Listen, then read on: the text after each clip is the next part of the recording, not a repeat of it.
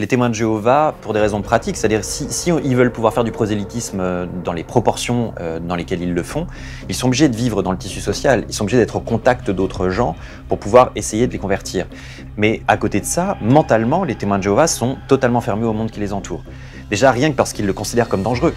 Un gouffre infranchissable existe entre les témoins de Jéhovah et le monde dominé par Satan.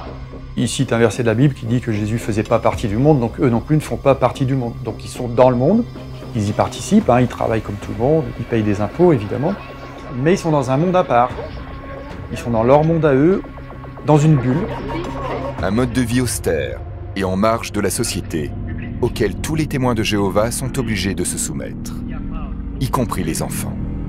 Tout enfant, on va à l'école, à la différence près qu'on a beaucoup d'obligations. C'est-à-dire que toutes les semaines, on a une éducation religieuse. Donc on est baigné dans une ambiance et dans un monde où tout tourne autour de la religion.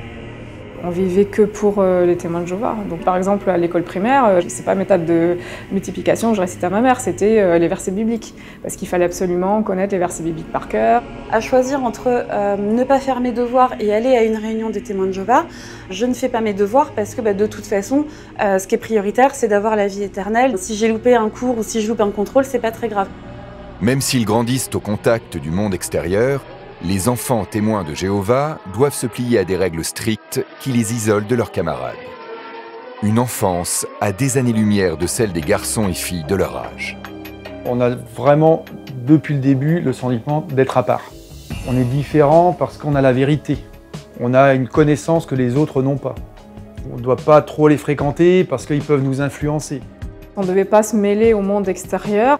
On n'avait pas le droit de se faire d'amis en fait parmi ce monde-là et les seuls amis qu'on avait le droit d'avoir c'était parmi la congrégation.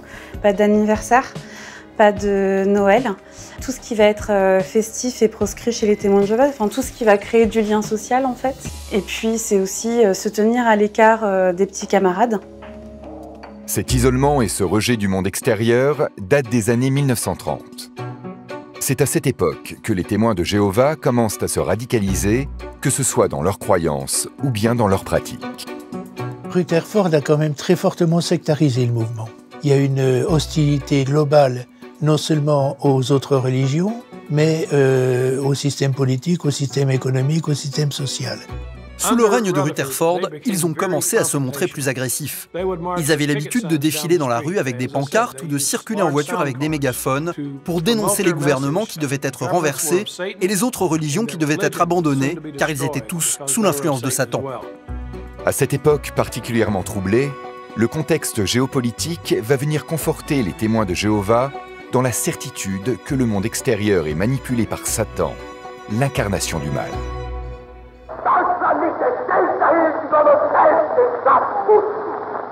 Le mouvement va se déployer sur l'Europe notamment, majoritairement en Espagne, en Allemagne et en France, et va se confronter à la montée du national-socialisme en Allemagne, où Hitler n'est pas vraiment un copain des croyances et des religions en général. Le régime particulièrement autoritaire mis en place par Adolf Hitler est incompatible avec les croyances des témoins de Jéhovah qui n'acceptent de se soumettre qu'à leur Dieu. Rutherford fait un passage pour organiser une campagne de dénigrement du national-socialisme et du parti nazi, avec hommes sandwich, affiches, caricatures, etc. contre Hitler et son gouvernement. Quand on est témoin de Jéhovah, on ne salue pas le drapeau. Et donc c'était hors de question de dresser le bras pour saluer une croix gammée. C'était hors de question pour un témoin de Jéhovah d'entrer dans la jeunesse hitlérienne, dans les différentes organisations. Adolf Hitler est furieux devant ce qu'il considère comme une provocation inacceptable de la part des témoins de Jéhovah. Le Führer décide alors de les envoyer dans des camps de concentration. Hitler n'était pas le genre d'homme que l'on menace impunément. Résultat des courses, ils ont été persécutés et il y a eu plus de 8000 arrestations. Les témoins de Jéhovah ont effectivement souffert. Ils vont avoir un triangle qui était celui des témoins de Jéhovah, mais c'était un triangle violet. Cet événement historique va faire naître un véritable sentiment de persécution chez les témoins de Jéhovah. Ils vont progressivement s'isoler du monde extérieur. Un isolement qui va s'accentuer à partir des années 70, lorsque les médias vont commencer à s'intéresser à une pratique très controversée. Le mouvement interdit les transfusions sanguines à ses adeptes. Est-ce que votre femme n'avait pas refusé toute transfusion? Sanguine, oui. Pourquoi a-t-elle refusé cette transfusion? Parce que c'est un cas de conscience et de foi. En tant que chrétiens témoins de Jéhovah, nous prenons en considération les principes qui sont renfermés dans la parole de Dieu, qui est la Bible. Ça vient d'un passage biblique de la Genèse. Après le déluge, Dieu ordonne à Noé de s'abstenir de sang. Ça, c'est dans le livre des Actes des Apôtres. Il cite un passage de l'Acte des Apôtres qui dit « Abstenez-vous de la fornication, de l'idolâtrie et du sang ».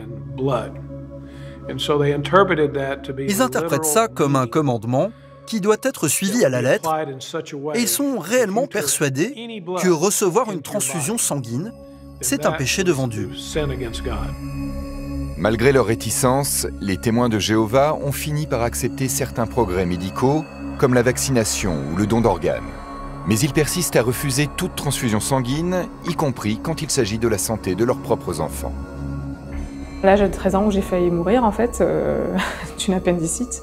Donc moi, j'avais mal dès le samedi matin et je me souviens, je me tordais de douleur, je vomissais sur mon lit. Pendant que ma mère était en train d'appeler les anciens pour savoir quel médecin voulait bien opérer sans risque de nous faire une transfusion.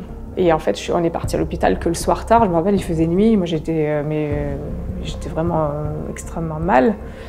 Et c'est à reculons que je me dis, ouais, mais t'as quand même failli mourir parce que ta mère voulait juste être sûre que t'allais pas avoir de transfusion. Donc je suis arrivée à l'hôpital, j'étais à 2 doigts de la péritonite en fait. Des parents laissent mourir leurs enfants en les privant de transfusion sanguine si jamais elle est nécessaire dans le cadre d'un traitement médical. Ils font le calcul suivant. Prendre du sang est interdit. Donc en fait, je le condamne à mort. Il ne pourra pas entrer dans le paradis s'il a une transfusion sanguine. Par contre, s'il meurt aujourd'hui, il ressuscitera dans le paradis. Et donc, si je laisse mourir aujourd'hui mon enfant, je lui offre la vie éternelle, alors que si je lui donne quelques années de survie dans ce monde actuel, je le prive de la vie éternelle. Et pour s'assurer que les adeptes malades respectent à la lettre la doctrine biblique concernant la transfusion sanguine, les témoins de Jéhovah ne reculent devant aucune méthode, aux grandes dames du corps médical.